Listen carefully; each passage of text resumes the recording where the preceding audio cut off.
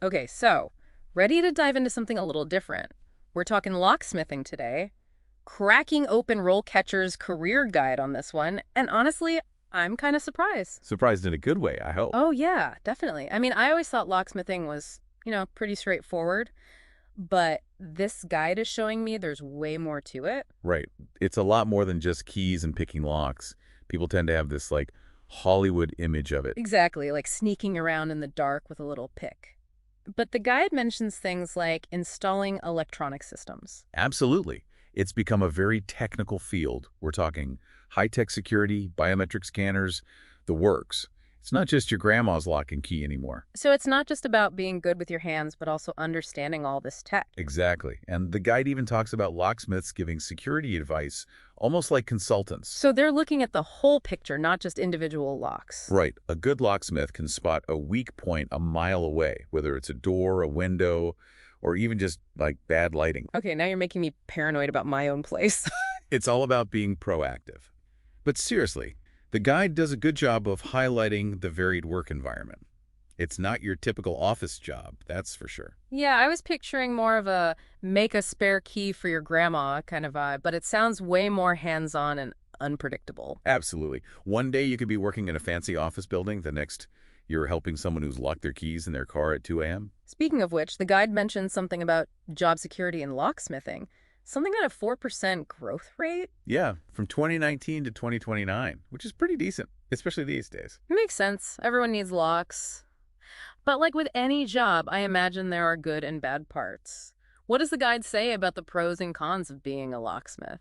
Well, on the plus side, a lot of locksmiths are self-employed. They set their own hours, which means a lot of flexibility. Yeah, that makes sense. Especially if you're doing emergency calls, you'd have to be pretty available. Exactly. And there's also room to specialize. Like, you can focus on antique locks or high security systems, or even something called forensic locksmithing. Forensic locksmithing. Okay, now that's a new one. Sounds kind of intense. It is. It can involve legal cases, insurance claims, stuff like that, like figuring out if a lock was picked or forced open. Sounds like you need to have a good eye for detail. Definitely. But there are downsides too, of course. It can be physically demanding, working in all kinds of weather. And dealing with stressed out people who are locked out, I imagine. For sure. You got to be good with people, even when they're not at their best. Patience is a virtue. The guide also stressed the importance of safety and ongoing training, which makes sense. You'd be working with tools in sometimes risky situations. Totally. And the world of security is always changing with new technology and all that. You got to stay up to date. Yeah, it's like we were saying earlier with the electronic locks and cybersecurity, not just about picking locks anymore. Exactly. It's a field where you're always learning, always adapting. Sounds like it takes a special kind of person. So someone's listening to all this and thinking, hey, locksmithing might be for me. Where do they even start? You know, it's one thing to just talk about career paths in general, but I thought the example profiles in this guide were really cool. Gives you a feel for what it's actually like to be a locksmith at different stages. Yeah, I love that kind of inside look. So who do we meet first on our locksmithing journey? We start with an entry-level locksmith. The guide emphasizes their attention to detail, which makes sense with all the precise work involved. They're assisting more experienced locksmiths getting comfortable with the tools and procedures. So still learning the ropes. What kind of tasks are they typically handling at that point? A bit of everything, really. Hmm. Installations, repairs, even those emergency calls, though they'd always be with a more seasoned locksmith. Definitely a learn by doing kind of situation. Remember those certifications we talked about? Is that something they'd be working towards at this stage? Yep. The profile mentions they're studying for the Certified Professional Locksmith exam, which shows some real initiative. Always good to be ambitious. Who's next on our list? Next up is a junior locksmith. This locksmith has a few years under their belt, comfortable with both mechanical and electronic systems. They're ready to tackle more on their own. So they've graduated from apprentice to like independent contractor. That's a big step. What kind of responsibilities do they have now that they're not being supervised all the time? They're handling a wider range of jobs, rekeying systems, installing electronic access control, stuff like that. And it's not just the technical stuff. They're interacting with clients more, explaining things. Yeah, that client interaction is crucial. You got to make people feel comfortable, especially when it comes to their security. Absolutely. Yeah. And this locksmith, in particular, is highlighted as being really good at explaining complex stuff in a way anyone can get. No more tech jargon. I like them already. They're Yeah. really hitting their stride at this point. They are. And they've earned that Certified Professional Locksmith certification, which definitely adds to their credibility. Like a stamp of approval. Okay, time for the big leagues. What about a locksmith at the top of their game? Now we're talking about a senior locksmith, decades of experience, seen it all, done it all. They're the go-to expert for those really tough security challenges. This is who you call for Fort Knox. What sets them apart from even a really skilled junior locksmith? It's the combination of experience and leadership. They're not just masters of the craft. They understand security systems as a whole, designing solutions for big projects, overseeing teams, mentoring newer locksmiths. Passing on that hard-earned wisdom, I can see how valuable that would be, especially with all the new technology coming out all the time. Definitely. And the senior locksmith is totally on top of all that.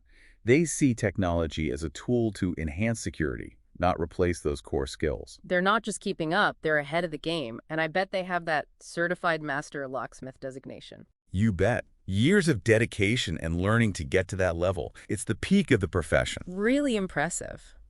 Okay, so someone's inspired by all this, wants to get started.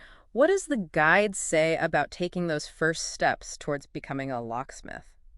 Hands-on experience is key. They really push apprenticeships, learning directly from the pros. Makes sense. Nothing beats that real-world experience. Exactly. And they suggest connecting with professional organizations like the Associated Locksmiths of America, that kind of thing. Networking is key in any field.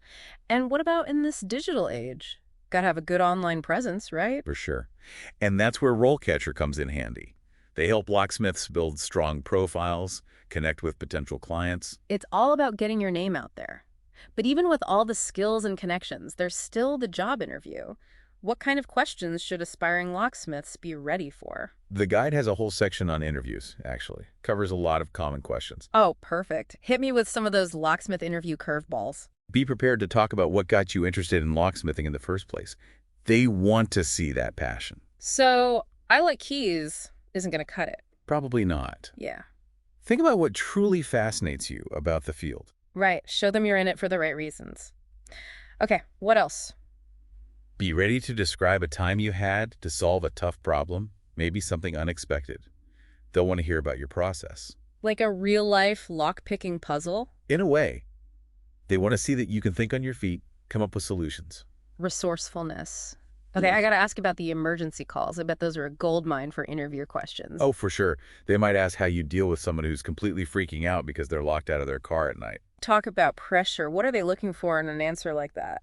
Empathy, for one. Staying calm, being reassuring, even when the situation is a mess. Because sometimes a calm voice is the best tool you have. Exactly. It goes beyond just the technical stuff. It's about being a calming presence. Makes you think about the ethics of it all, too, which the guide mentions. I mean, with all this talk of picking locks and stuff, there's gotta be a strong ethical code. Absolutely. Locksmiths often have access to people's homes, businesses, their stuff. Trust is huge in this field. It's a big responsibility for sure. It is. And potential employers want to see that you're not only skilled, but also trustworthy. They might ask about situations where you were asked to do something unethical. Like if someone tried to get them to break into a house. Right. You need to have a strong moral compass and be able to stand your ground. Okay, we've talked a lot about the practical side of locksmithing, but the guide also has a whole FAQ section. Gets into some interesting stuff. I'm a sucker for a good FAQ. What kind of deep dives are we doing in there? It covers a lot. Basic tools, different types of locks and systems, even the history of locksmithing, which is surprisingly cool. Really? Okay, now I'm intrigued. Give me some of that historical locksmithing trivia. Did you know locksmithing is one of the oldest professions out there?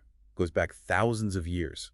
The ancient Egyptians had wooden locks, and the Romans made crazy, intricate ones out of metal. Works of art, really. Wow, I had no idea. It's amazing how long people have been trying to keep their stuff safe. Right. And the FAQs do a nice job of tracing that whole evolution, from those ancient locks to what we have now. It's like a constant game of cat and mouse, security evolving alongside new threats. So, without giving away all the FAQ gold, any other burning questions that stand out? One that comes up a lot is about owning lockpicks.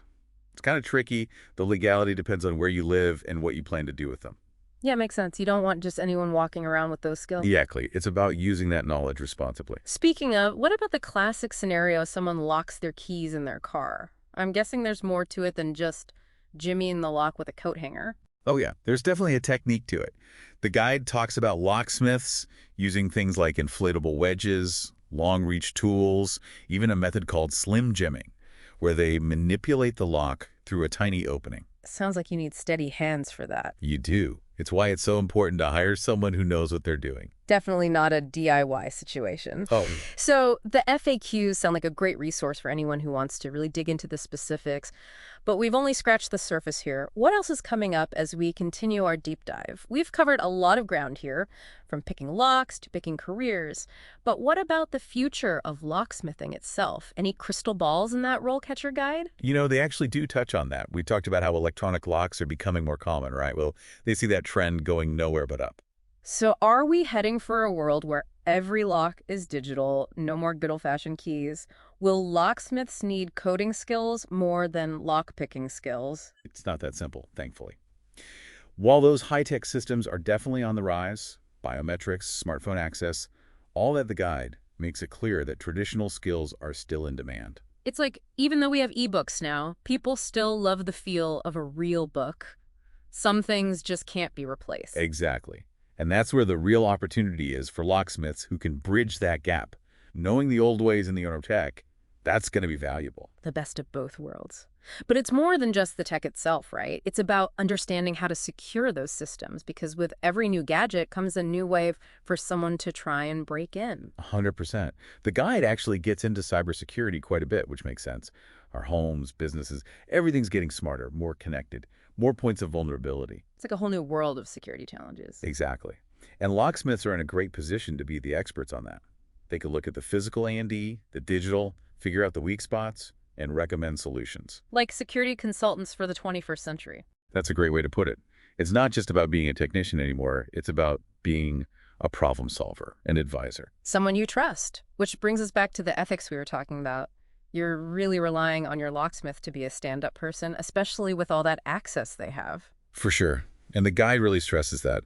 Locksmiths are often in people's homes, businesses, dealing with sensitive stuff. Yeah. Integrity is non-negotiable. You're not just unlocking a door, you're being let into someone's life, their livelihood. Big responsibility. Huge. And potential employers get that. They're not just looking for skills, but also for someone they can trust completely. Someone who'll do the right thing, even when no one's looking. It's more than just a job, it's a commitment. Well said. This whole deep dive has been really eye-opening. Never thought I'd find locksmithing so fascinating, to be honest. It's got history, it's got technology, it's got that human element of trust and responsibility. It's a hidden gem of a career, no doubt. Absolutely. So, for anyone listening who's feeling inspired, RoleCatcher's got your back, right? They have resources to help people explore this path. They do. Training programs, job boards, all that good stuff.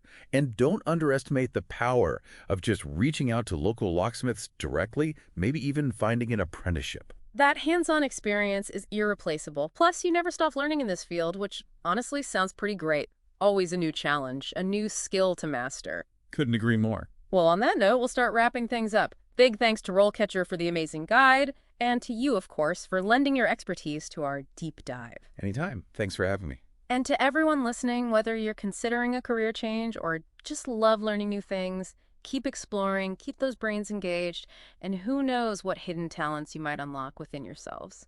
Until next time.